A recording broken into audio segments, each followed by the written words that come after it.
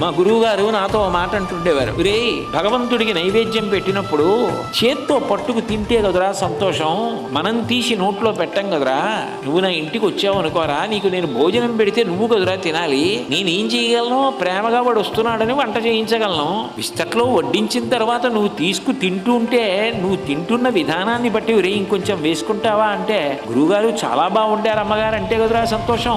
ఏ భగవంతుడు రా చేయి పెట్టి తింటున్నవాడు, ఒక్క సూర్యుడేరా అనేవారు. అని మా గురువు గారికి అలవాటు ఉండేది. పాయసాన్నం వండించి ప్రభాత వేళ ఆయన ఆదిత్య హృదయం పారాయణ చేసి సూర్యబింబం ఎదురుగుండా పాయసాన్నం పాత్ర పెట్టి సూర్య కిరణములు, కిరణములు అంటే కరములు, కరములు అంటే చేతులు, నైవేద్యం పెట్టి ఇదిగోరా చూసావా కిరణాలతో చేతులతో ఎలా ముట్టుకుని తీసుకుని తింటున్నాడో, ఇదిరా పరబ్రహ్మం అంటే, కళ్ళ ముందు కనపడుతున్న పరబ్రహ్మం రా, ఇదిరా నిజమైన ప్రసాదం అంటే, ఇది నాకు సంతోషం రా అని ఆయన ఆదిత్య హృదయం పారాయణ చేసి పాయసాన్నం సూర్యుడికి నైవేద్యం పెట్టి తినే